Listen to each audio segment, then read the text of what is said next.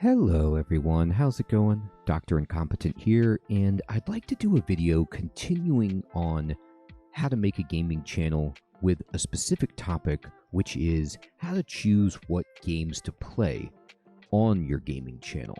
I want to show you everything I do to research games and figure out how I can take a game and turn it into a good video and make choices that are valuable opportunities for me instead of wasting my time on games that I can't punch through on. So this is going to be a video where you can learn how I go about selecting games that I might play on the channel, and also how to take a game and repackage it into more valuable content that will help your videos succeed, because people are going to look out for that video more than they would just a simple let's play. So let's begin by saying what I do on my channel might be different than yours, which is that I play a wide variety of games. But even if you're only going to be playing 1 or 2 games on your channel, you really need to make that choice well. And unless you are committed to just grinding it out and trying through sheer force of will to punch through on an extremely saturated and competitive game like Minecraft or something, this video should help you, even if you want to do Minecraft, make better choices in that direction. So I'm going to kind of walk you through a situation I'm in right now where I'm thinking about making a new video series on the channel, and I'm choosing between 4 different games, and I'm trying to figure out which game would get me the most visibility and audience on YouTube. I'm currently trying to decide, should I make a series on the game Dinkum, Traveler's Rest, Cult of the Lamb, and Cogmind? So those are the games that I'm thinking about, and I want to talk to you about my thought process on each one. But first, let's just do some exercises on how to determine which one might be the best in terms of raw numbers. So I want to have you take a look at a resource that I begin with, which is Google Trends. You can just Google Trends and get to this page, and you'll see it looks like this. It has Home, Explore, and Trending Now running across the top of the screen. And you want to click on the Explore tab. And from the Explore tab, you can give it terms for what people are searching for. But first, what we want to do is go down here to the middle of the screen, and you'll see that there's 4 drop-down boxes. And what we want to do is go worldwide. That's correct. Past 12 months, that's pretty good for us right now. All categories, fine. And then instead of web search, what we want is YouTube search. And then we can add a search term. Now, I said we're going to be looking for Dinkum. And when I type in Dinkum, you'll notice that I'm given some Dinkum just as a search term or Dinkum as the video game. I actually want Dinkum as the video game. So this is the search volume for Dinkum itself, but don't worry about this graph right now because it's not super helpful until you have a basis of comparison. So then what you want to do is go to this upper right box where it says compare, and you're going to click on this, and we're going to add the next game, which was Traveler's Rest. So I'm going to say Traveler's Rest, and I'm going to say video game. And then now what you'll see on this is that Google Trends is telling me the red line on this graph is Traveler's Rest, and the blue line is Dinkum. So of these two, just in raw search for this video game globally, Dinkum is winning over time. Let's add some more. I was going to also look at doing a guide on Cogmind, but I need to alter this because I want to edit it, and I want to make sure we get video game, all right? And you could see the yellow line down here. And then finally, I'm going to add Cult of the Lamb, and we're going to select video game. And so of these, it looks like Cult of the Lamb is the most popular recently and overall, because the green line, which corresponds to Cult of the Lamb, is at the top.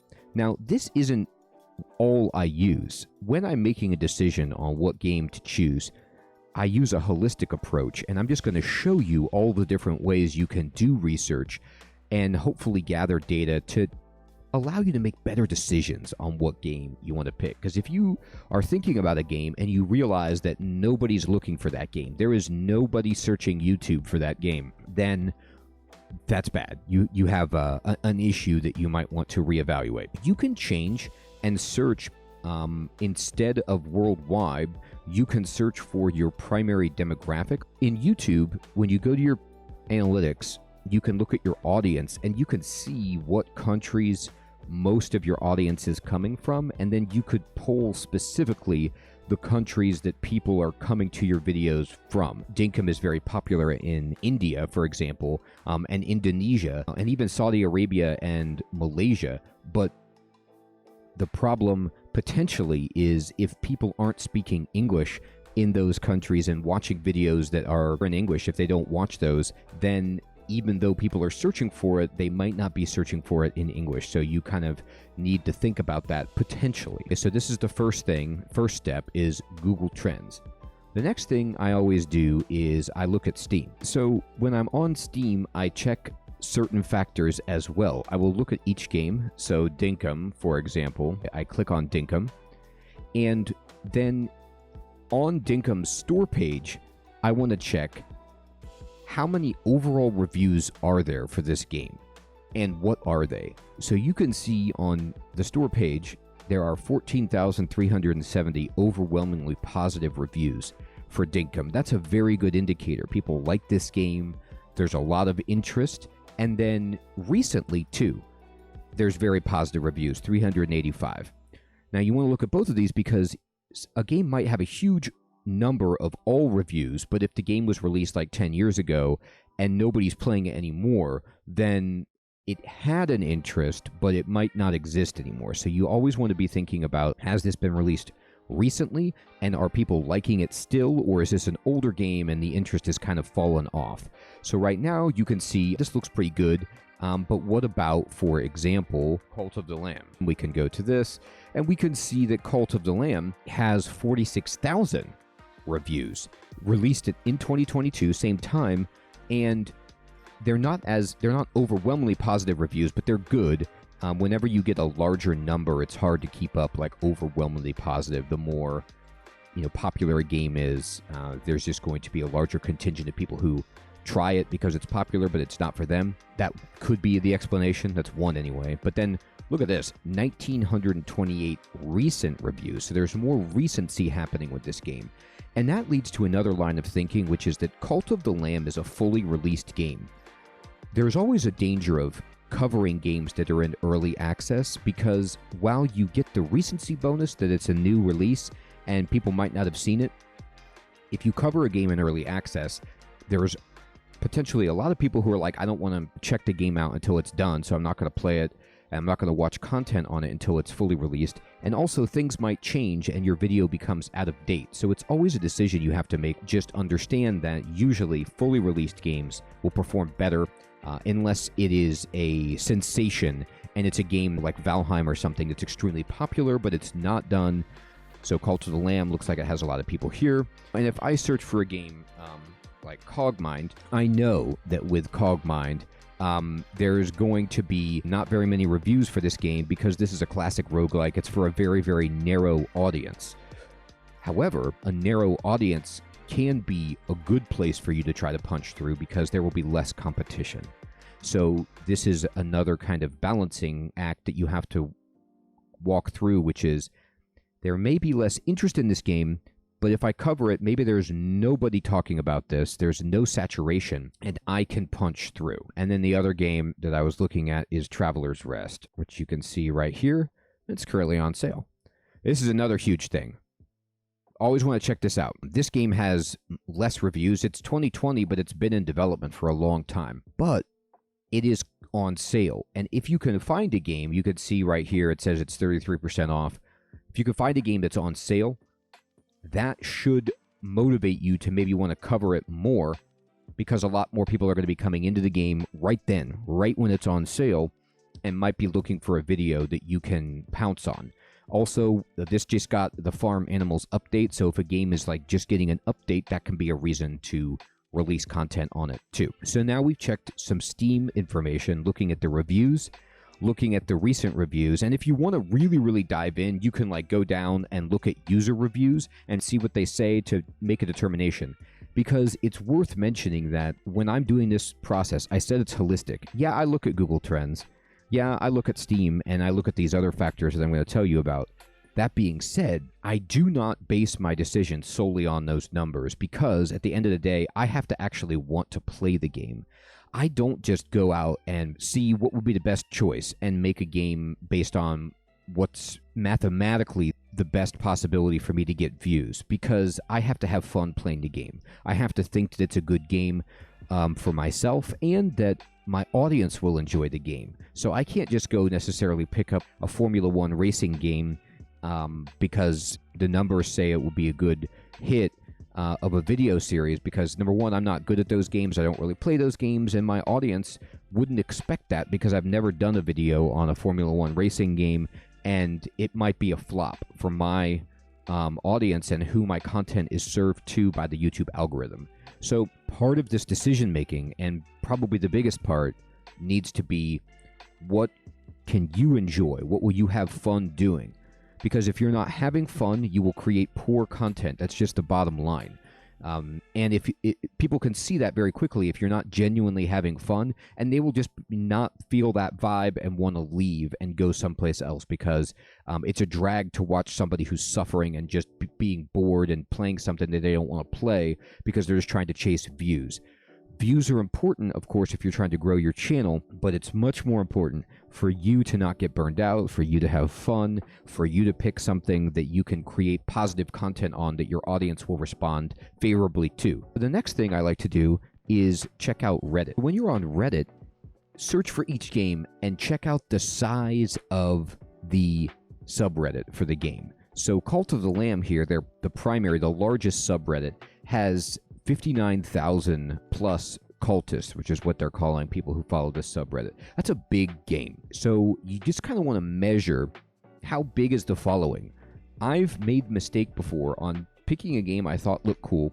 Nobody's searching for it on Google Trends. Nobody's looking for it. There's no reviews on Steam, and there's no subreddit. There's a very small subreddit. That is an indication that there's just no interest in it. Now, that doesn't preclude me from making a game. Like, if an indie developer reaches out to me and says, hey, can you make a video on my brand new game? I'm a solo dev and I like it. I might definitely take that up and do that and just create a video. And the advantage of that would be, like, you have the only video that's out there on that game. So if anybody's interested, they will find you immediately because there's just no content on it. So there can be advantages to being the only person out there, but most of the time, if you want a long-lasting, sustaining game series, it needs to be on a game where there's interest. So you have to think about that. It's not the be-all, end-all, but it's definitely something that contributes to making my decision. So Cult of the Lamb has like 59,000 people on subreddit, and then you can also look at, how is this doing? Like, what does this look like? Are people active on this? Is this and another thing you can do on the subreddit is just take a look at the community and see, like, what kind of a vibe you get from it. Do the people seem nice and positive, or is it a vibe that you don't fit with? So you can see what the feel is like and see how many people are on this, how many people are online. There's currently 174 followers online. It's in the top 5% of communities on Reddit just based on its size. So that looks really good. And then compare it to the other games that you're going to be gauging. For example, when I made my video on RuneScape, I didn't even know how big of a game RuneScape was. And then I started getting all these views. I was like, what happened? Why? Somebody posted about me doing the game on Reddit. And I looked at the RuneScape subreddit, and it was like 200,000 plus people. And I was like, oh, okay, there's a lot of people who play this game. I didn't know that. Now I do, of course, but at the time I really didn't. And so I just kind of got lucky by tapping into a huge audience and doing it at the right time. Timing is very important.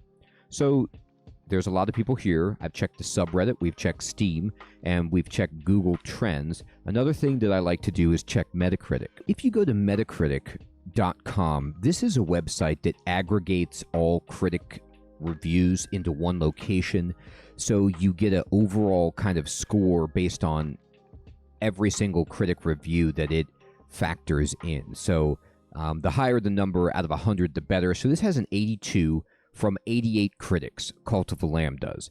Now, what that means is two things. First of all, you want to look at the score. If a game has like a 40 or a 50, like just a terrible score from critics, that could be a red flag where you're like, this game is broken, there's something wrong, I don't want to play this. But you also want to look at the user score, because if these aren't in close agreement, something is amiss. Like if the critics hate it, but then the users like it, maybe it's still good, and vice versa.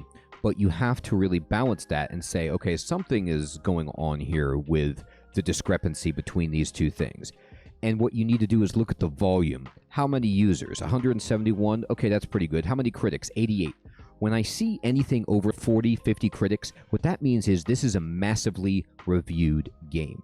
Some games, they might be small. There's 4 critics that review it, and there's no major media outlets.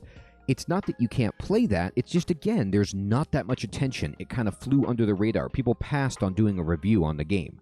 So there might not be as much of an audience simply because it was under the radar. Now, if you want to go for that under the radar approach, if you want to try to tap into an uncovered gem, you can certainly do that, but you just need to be wary that there might not be enough volume for the game overall to give you views. So this looks good. It's got a good score, and it's got 88 critics, and it's got a good score by users as well. So this looks pretty promising.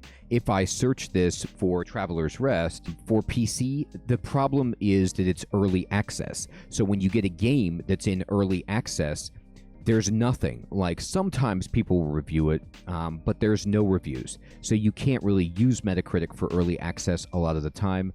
And that's just the way the cookie crumbles. But this is another tool that you can use to help make your decision on which game should I play. Now, I'm actually going to go back to Google Trends, and I'm going to show you some things. All right, we're back at Google Trends, and what I have done is changed my search terms from just the video game itself to the idea of doing a guide.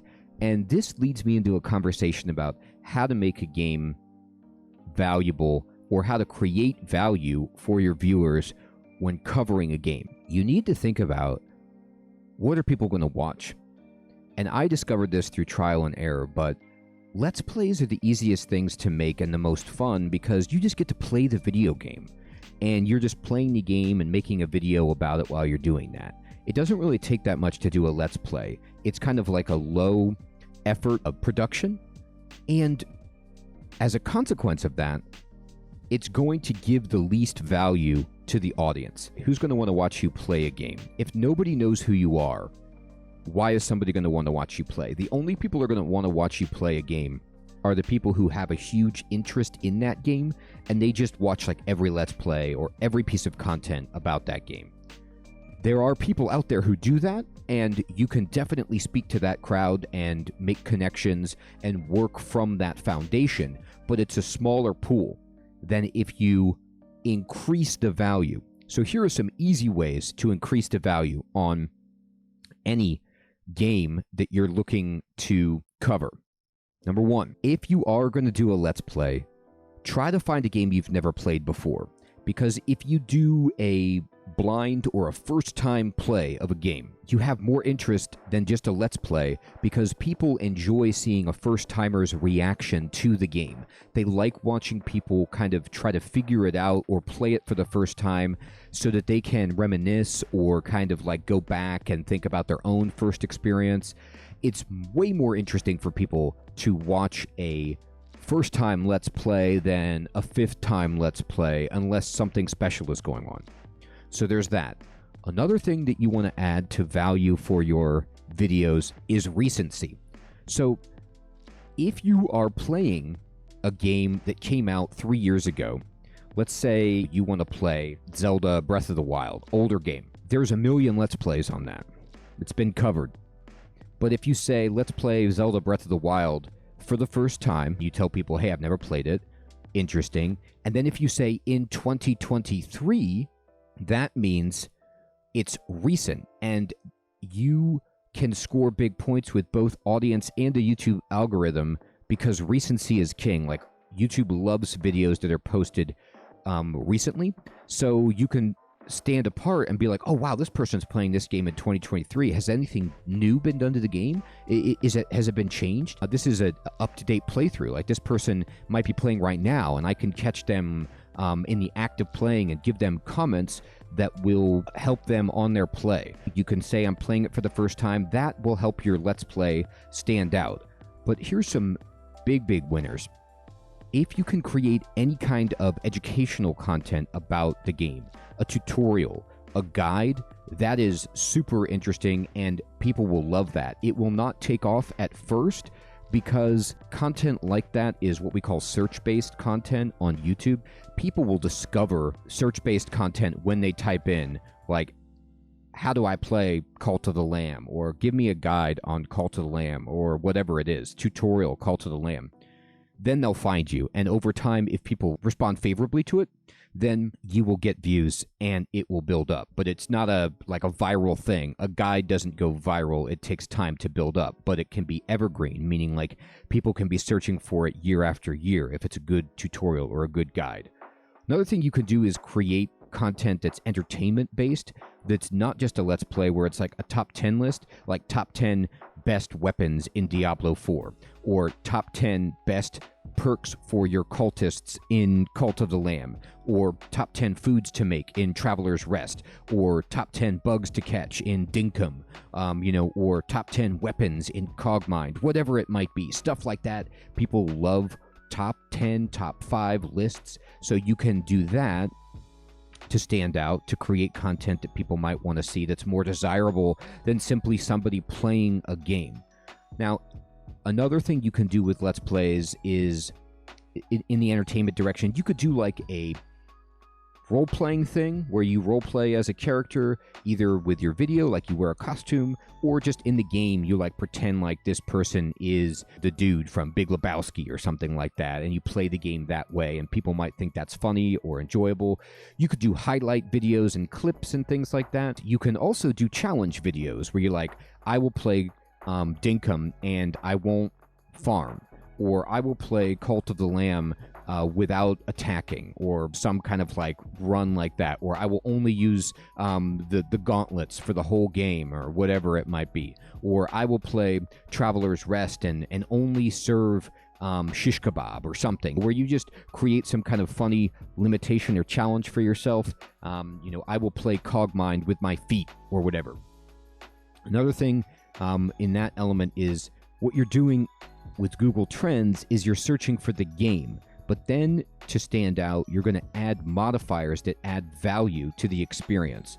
Whether or not that be something like a challenge, a educational piece, an entertainment-based top 10 list, a first-time playthrough, like a multiplayer playthrough, anything like that to help it stand out from being simply a Let's Play. So, of these, if I was going to do a guide, it looks like there's the most search volume for Cult of the Lamb. And you can do this, if you want to just say, all right, well, what about the past month? Like, what does it look like in the past 30 days? And in the past 30 days, overall, over time, on average, Cult of the Lamb, Traveler's Rest, Dinkum, and nobody for Cogmind. So I would know, based on this, that sometimes people are looking for Traveler's Rest or Cult of the Lamb, but mostly it is Cult of the Lamb. And this is a way that you can help make a decision. But I'm going to tell you, thank you for staying to the end of the video. I'm going to give you my pro tip for the best way to make a decision on what game to play on the channel that I have found, and that is to listen to your audience. People in your audience will recommend games to you, and I take every single recommendation and consider it. I look to see if I can get it on sale, or if I already have it, it's in a Humble Bundle, it's free, whatever it is. I look for the game, and then I run it through all this. I look Metacritic, I look Reddit, all these things, and I decide if I want to play the game. Because games that people recommend that are viewers, those people the algorithm has searched out, and the algorithm kind of guides like-minded people to your content. So there's a very high probability that other people who watch your videos will also be interested in the game that's been recommended, because you have a like-minded audience that you've built. And my audience can think of games that I've never heard of, that I don't know about, and use those as secret suggestions that would be better than me just going at it on my own. Another thing that I have found, and this is my next pro tip, don't do a game that just comes out unless you feel like you really have something you can do with it that's special. I was out of the gaming for a while because when my kids were babies, I just couldn't play games that much because it's like, okay, well, I've got to take care of babies. That's a very, very intense commitment time-wise, and I was busy at work, so I just didn't have time to play games. So I had this huge backlog of games that looked cool, but I couldn't play them. And then I started doing Let's Plays on the games for the first time 2 or 3 years after they had come out, and guess what? Nobody was making content on those games anymore. They had fallen out of favor. And so other people who were getting into the game late, or people who loved those games and wanted new content, came to my videos. So I found success in doing games that were 1, 2, or 3, or even more years old, that were popular, that passed all of these tests, but also I had never played before. So I used all of that together to help make a decision. So what I will say to you is, these are just some ways that you can do research to help figure out what game to play. But ultimately, once you look at all this stuff, you run the numbers, you make a decision based on what you want to play, what you think will be a good fit for your audience, you just have to make the video and see what actually fits, because as useful as all this data is, it's not a good predictor sometimes of what will work. And what I mean is, I've found games where I'm like, oh my gosh, this is going to be a gold mine, this is totally going to work, and there's no traction, nothing happens. It just doesn't work on YouTube. Nobody watches it. And then sometimes I'll just play a game that there's not that high volume, but for whatever reason, everything works out right. Nobody else is making content. My audience wants to see this. The video worked, and it takes off. So use this as, it's more information is better than zero information, but don't ultimately put all your eggs in one basket. This goes back to the kind of thing I was talking about in my guide. And by the way, if you don't know about it, I have a 2-hour lecture guide on how to grow a gaming channel from 0 to 10,000 subscribers. I'll link it in the description below. And it explains everything you need to know about getting started, but also it goes into the business of talking about how to evolve your channel and grow and grind. And my main strategy is to create as many videos as you possibly can, as much volume as you can, because this data is super useful, but it's not always a predictor. And if you just try to use the data and then make a video and sit back and wait for it to grow, it might not, and you're losing time, you're losing progress and momentum. So use this, help make a decision, and then jump on that, and then make the video, see if it works, move on to the next video, and if that video did work, start making more content on it. Or if that video takes off in a few months, if it falls into search or something like that, or the game becomes popular or whatever it is, then go back and make more content on it. Going along with getting feedback or recommendations from viewers, the final thing I do to kind of put a bow on what I'm going to make a video about is to create a community post. So once you get access to making community posts on your YouTube page, you will be able to poll your viewers and see exactly what game they want to play from the choices, to help give you yet another piece of data to use, a piece of the puzzle to kind of figure out and guide your decision. So what you want to do is just come to your community post by going on your YouTube page and just clicking Create New Post, and you'll see this kind of community screen. Or you can go to your channel page and just click Community tab. And then I'm going to say right here, I'm just going to type, so I've just typed this in so you didn't have to watch me, but I said, "Hi all, I hope you are well. Which of these games would you like to see a beginner's guide on? Please vote in the poll below. If you choose option E, please write in the game you'd like to see a guide on in the comments below." And so what you want to do after you type in your little post here, you're going to click on Text Poll, and you're going to add a text poll, and you get to add the options. So we could say Dinkum, and then we say Traveler's Rest, and then you can add another option, and you can add up to 5 options. So I'll click all 5, and we also said Cogmind, Cult of the Lamb, and then down here is Other. Please name game in comments.